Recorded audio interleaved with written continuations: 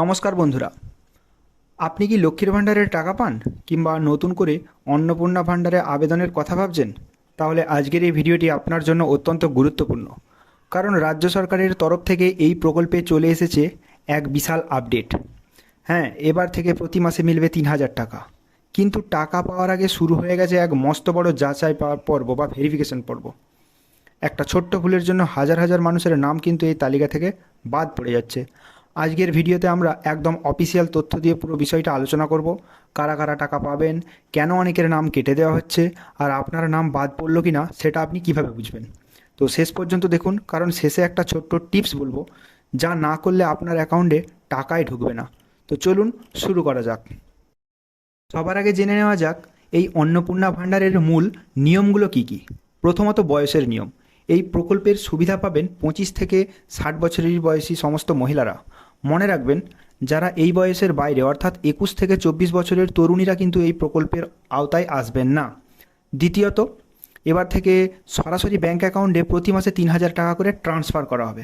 আর 3 number, আগামী 1 June থেকে এই টাকা দেওয়া শুরু হবে এবং এই দিনই রাজ্য সরকারের তরফ থেকে নতুন পোর্টালকে লাইভ করা হবে। পোর্টাল অলরেডি রেডি হয়ে আছে।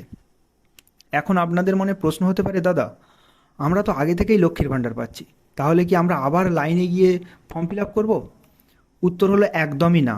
যারা অলরেডি লক্ষ্মীর ভাণ্ডারের টাকা পাচ্ছেন তাদের সমস্ত তথ্য স্বয়ংক্রিয়ভাবে বা অটোমেটিকভাবে অন্নপূর্ণা পোর্টালে ট্রান্সফার হয়ে যাবে। আপনাদের নতুন করে কিচ্ছু করতে হবে না। কিন্তু যারা নতুন বা যাদের বয়স 25 বছর হওয়া সত্ত্বেও আগে কোনো কারণে এই সুবিধা থেকে তারা বঞ্চিত ছিলেন, তারা 1 জুন থেকে অনলাইনে সম্পূর্ণরূপে যে ফ্রেশ পোর্টাল আসবে সেইখানে গিয়ে আবেদন করতে পারবেন। এবার আসি সবথেকে গুরুত্বপূর্ণ বিষয়ে।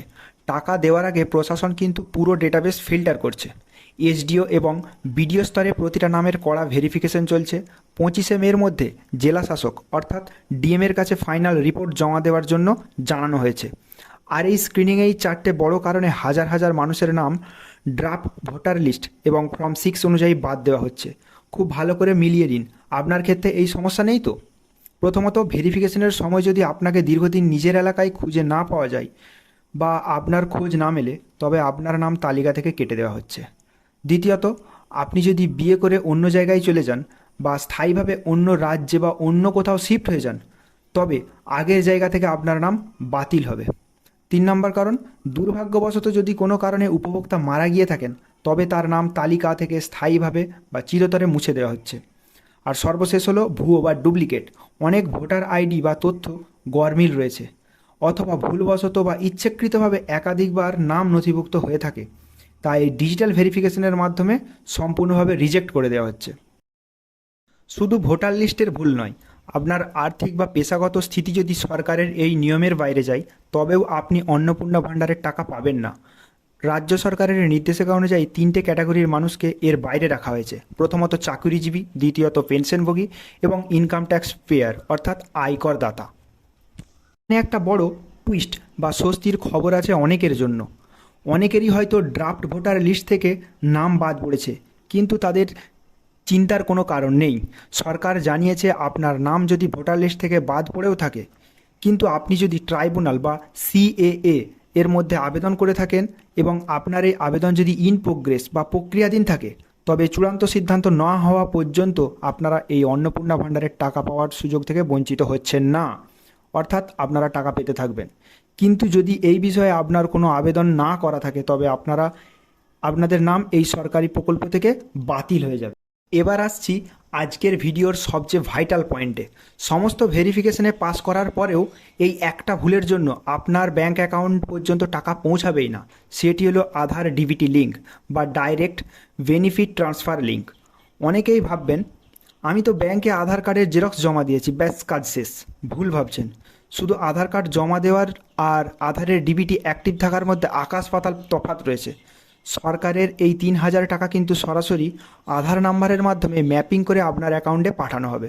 যদি আপনার ব্যাংকের সাথে আধার ডিবিটি লিঙ্ক না থাকে, তবে টাকা পোর্টাল থেকে রিলিজ হলেও আপনার অ্যাকাউন্টে ঢুকবে না। মাঝপথেই ব্যালেন্স ফেল্ড হয়ে যাবে। তাই আজই আপনার ব্যাংকে গিয়ে বা অনলাইনে চেক করে নিন আপনার ডিবিটি স্ট্যাটাস অ্যাক্টিভ আছে কিনা। ডিবিটি না থাকলে, নাম লিস্টে থাকলেও টাকা ঢুকবে না। তাহলে বন্ধুরা, আর মাত্র কয়েকটা দিন, 1 জুনের মধ্যেই কিন্তু নতুন পোর্টাল এবং প্রথম কিস্তির টাকা দেওয়ার প্রক্রিয়া শুরু হতে চলেছে। আপনার স্ট্যাটাস নিয়মিত চেক করুন। কোনো সমস্যা হলে বা নাম পদ পড়ার ভয় থাকলে আর দেরি না করে অতি সত্বর আপনার যে স্থানীয় বিডিও রয়েছে বা এসডি অফিস রয়েছে সেইখানে গিয়ে যোগাযোগ করুন। তো আজকের এই গুরুত্বপূর্ণ তথ্যটা আপনার চেনা পরিচিত মা বোনেদের প্রচুর পরিমাণে শেয়ার করুন, যাতে কেউ এই সুবিধা থেকে বঞ্চিত না হয়। আর ভিডিওটা ভালো লাগলে অবশ্যই লাইক করবেন এবং এই ধরনের সরকারি প্রকল্পের নিখুঁত আপডেট সবার আগে পাওয়ার জন্য আমাদের এই আপডেটিভ চ্যানেলটিকে সাবস্ক্রাইব করতে ভুলবেন না। তো দেখা হচ্ছে পরের ভিডিওতে। আর অবশ্যই কমেন্ট সেকশনে কমেন্ট করে আপনার জেলার নামটি জানাবেন।